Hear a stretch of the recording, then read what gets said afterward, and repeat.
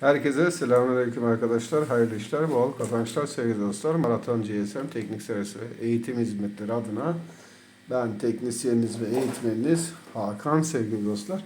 İstanbul Sultanbeyli'de bulunan Teknik Servis ofisimizden sizlere sesleniyorum.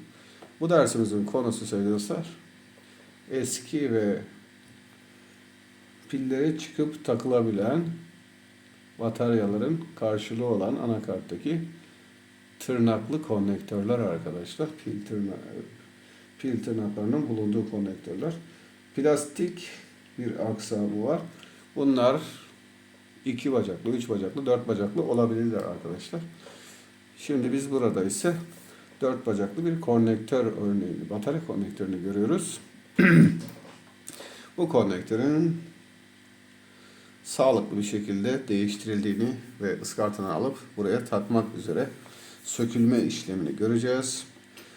Plastik aksam varsa şeyin içinde arkadaşlar dikkatli olmak zorundasınız. Sebebi ise plastik aksamlar sıcağa karşı daha kolay eriyorlar. Bu sefer de söküp takmakta zorlanırsın. Onu mümkün olduğu kadar nasıl doğru bir şekilde yapabiliriz onu görmüş olalım. Şu anda sıcaklığım 350 derece arkadaşlar. 350 derece ile mantık olarak şu kenar ayağının altındaki zemini ısıtacağım. Şurayı ısıtacağım ve yan tarafını ısıtacağım. Böylece ne yapmış olacağım?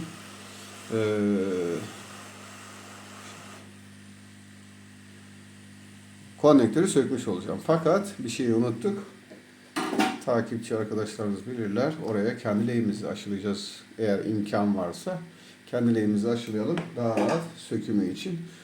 Böyle aralarda bir şeyler varsa sivri havayı kullanabiliriz. Sivri havya burada işimizi kolaylaştıracak arkadaşlar. Bu altı oraya sığmayacağı için sivri ve yan ucu kullanmayı uygun görüyorum. Şöyle ilk önce havyamı değdiriyorum. Orası ısınıyor. Tamam mıyız? Ve lehimimi vereceğim arkadaşlar. Verdik. 4 bacağı da vermemiz gerekiyor. Yoksa fabrikasyon bizi canımızı okur. Çıkartmak, sökmek için şu plastik erir. Biz bunu sökemeyiz. Öyle söyleyeyim. Şöyle koyalım lehimimizi. Tamamdır. Lehimle kapladık. Kendi lehimimiz daha kolay eridiği için artık sıcaklığı daha çok emecek. Altında kalan fabrikasyon lehiminde erimesini kendisiyle birlikte sağlamış olacak. İşimizi kolaylaştıracak diyelim. Şöyle de görüntüyü ayarlarım sizin rahat ve güzel görebilmeniz adına. Şimdi işimiz sıcak havayla arkadaşlar. Devam edelim. Rüzgarımız da 4 olsun. Şöyle uzaktan yetmedi. Ben sizin görebilmeniz için elimi uzaktan tutuyorum mecburen. Şöyle. Bunun ne zaman söküme hazır olduğundan emin olacağız. Şöyle cımbızımızla alttan yoklayacağız. Boşa çıktığında bu yukarıya havaya kalkacak rahat bir şekilde. Biz de o zaman onun hazır olduğunu anlayacağız arkadaşlar. Uzaktan yapıyoruz. Plastiğin erimemesi için mümkün olduğunca. Kontrol edelim. Yani zemin ısındığı zaman şu board haliyle bizim lehimlerimiz de erimiş olacak. Kontrol ediyorum ufaktan. Bak eriyecek gibi gördüğün an hemen havayı çek başka tarafa biraz soğusun. Erimesine izin verme bir de flux ver. Dikkatli ol. Hatta sıcaklığı bile düşür. Biraz daha düşürelim. Sıcaklığı şu anda 342 dereceye çektim. Plastiğimiz bayağı bir hassas plastik arkadaşlar. Şu anda yine eriyor. Tamam mı? Ama erise bile. Bozduğu zaten söküp atacaksın. Bir yerinden sağlam sökmek için ne yapmaya çalışıyoruz ona bakıyoruz. Şöyle kontrol ediyorum. Dikkatli bir şekilde. Gözümüzü oradan ayırmamamız lazım. En ufak bir erimeye mahal verirsek plastiği kullanamayız. Konnektörü kullanamayız. Ya da sıfırını alıp takacağım. Bunu buradan bir şekilde söktüğümde biz para vermek istemiyoruz. Gördüğün gibi boşa çıkıyor bak. Gördün mü? Hareket ediyor. Ufaktan erisin ama kullanılmaz hale gelmesin. Zaten o içeride kalıyor ufaktan eriyen kısım. Tamam mı? Kontrol edelim. Bak boşa çıkıyor giderek. Şuradaki ayak tutuyor arkadaşlar. Uzaktan ısıtıyoruz.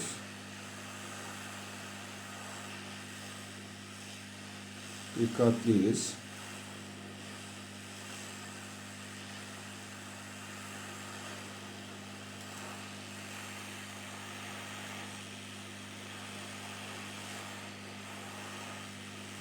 Sakin, acele etmeden. Board'u ısıtmaya çalışıyoruz, öyle söyleyeyim. 340 derece. Bırakacak. Şu köşe tutuyor. Oranın ısınması için biraz orada oyalanıyorum.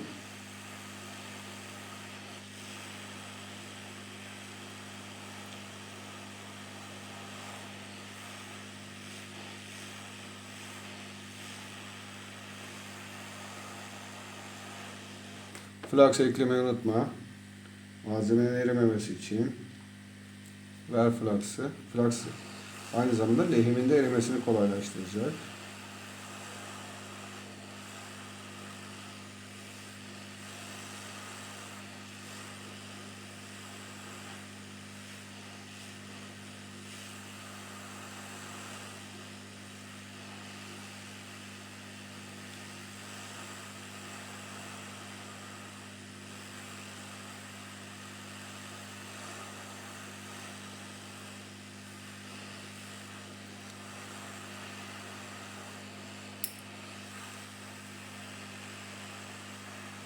Kontrollü bir şekilde gidiyoruz. Sakin sakin. İş geldi ne yapacaksın? Mecbur yapacaksın. Yapmak için de öğrenmen gerekiyor.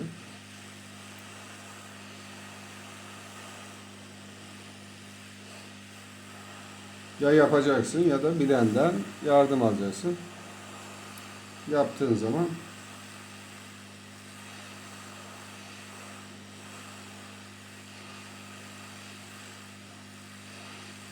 aynı zamanda bu işlemleri yaparken hassasiyeti ve göz şimdi plastiğin erimemesi için 340'tayız. O da biraz uğraştırıyor tabii ki.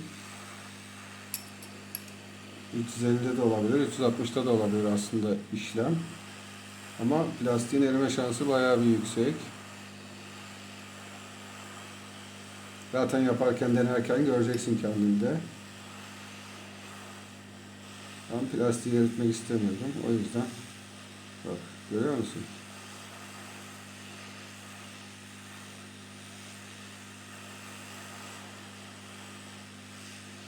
Böyle durumda ne yapacaksın? Baktın olmuyor. Hemen 3-5 derece artır. Kaç oldu? 358 oldu şu anda sıcaklık. Biraz daha kuvvetli sıcaklık veriyoruz. Ama dikkatli olmakta fayda var. Plastiği eritmek istemiyoruz. Asıl amacımız o.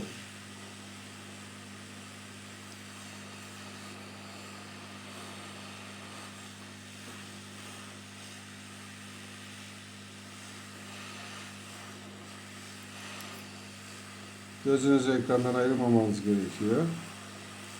Aşağıya bakarsanız yukarıyı göremezsiniz. Yani gözünüzü arada bir aşağıya bakın tabii ki.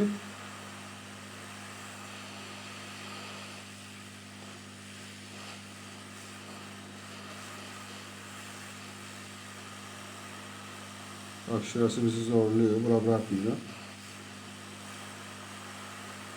Bizim sıkıntımız bu tarafta. Şöyle uzaktan şuraya board'u ısıtalım. Orası bıraksın. Oraya biraz daha fazla verdik. Öyle söyleyeyim. Sıcaklığımızı plastiği korumak adına flux döküyorum.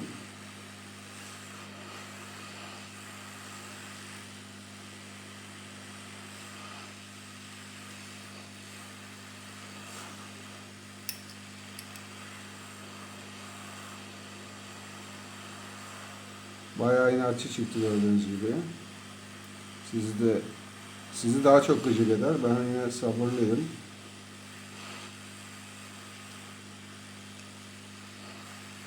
Çok inatçı çıktı hakikaten.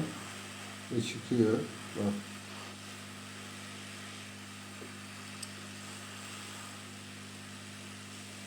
ve boşa çıktı. Dışarı attık ve sağlam bir şekilde söktük. Az soğusun göstereceğim. 358 derecede sökebildik. Gıcık etti ama olsun. Olayımızı görmüş olduk. Tamam. Şimdi görelim malzemeyi. Malzeme sağlam. Üst tarafını da görelim. Şöyle.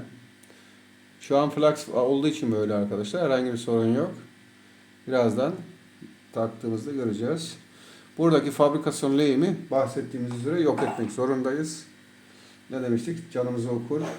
Takarken nasıl sökerken zorlandıysak takarken daha da zorlar. O yüzden artık şuradan 138 ile dalacağım. Burada işlerin kolay olmasını istiyorum. Burası biraz gıcık bir bölge. Flux veriyoruz. Kendi lehimimizi 138'e aşılıyorum. Doldurdum. Artık oradaki lehimleri almam gerekiyor. Alalım. Şöyle. Alabildiği kadar telini al.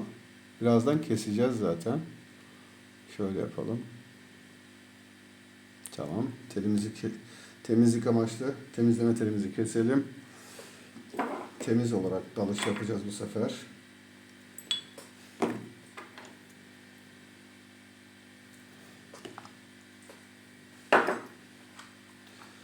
Havyamızı da temizleyelim. Temiz kalsın. Baltayla flux ekleyelim.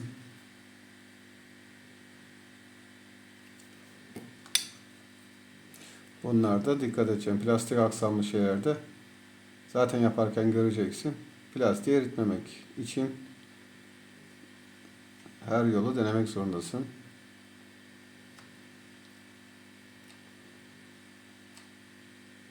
Şimdi şurayı da alalım. Deliğin içinde biraz kalıyor. Bilmem ne oluyor. Önemsiz. Kalsa da sorun değil. Zaten sıcak havayı vereceksin malum.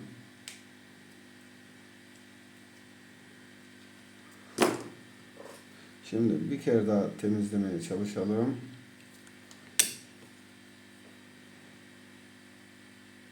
Havyamı bastırıyorum. Havyam orayı ısıtıyor.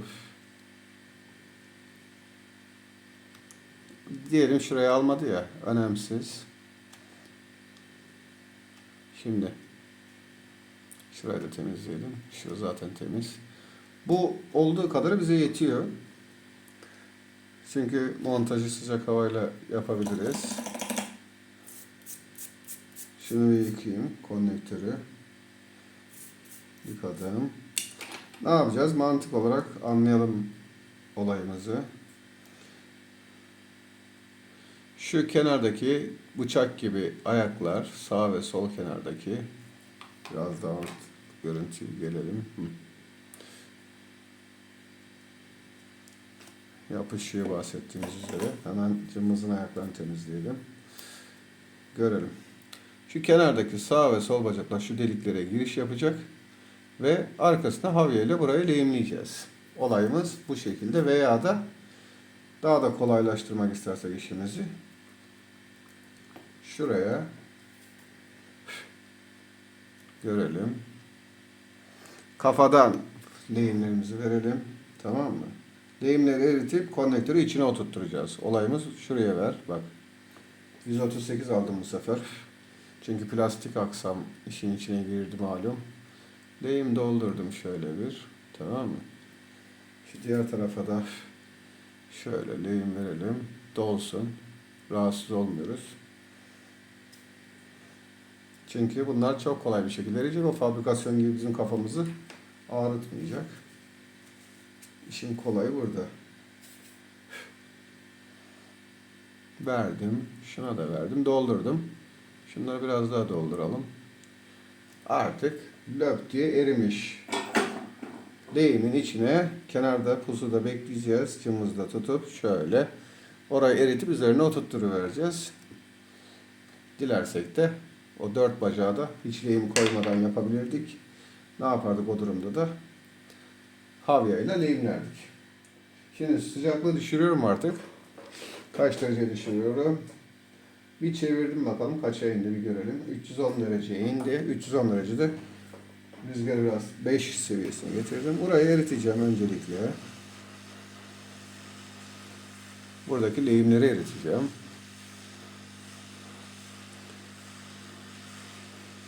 Gayet düşük bir sıcaklık.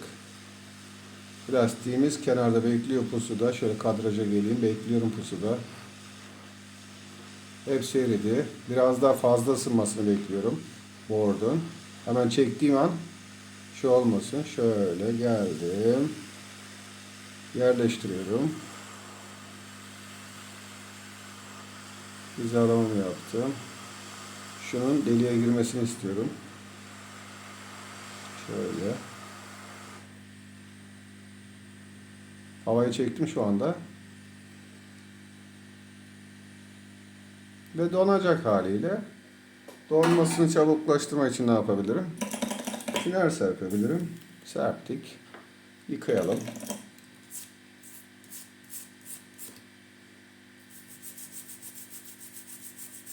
Amacımıza ulaştık arkadaşlar. Bir bakalım.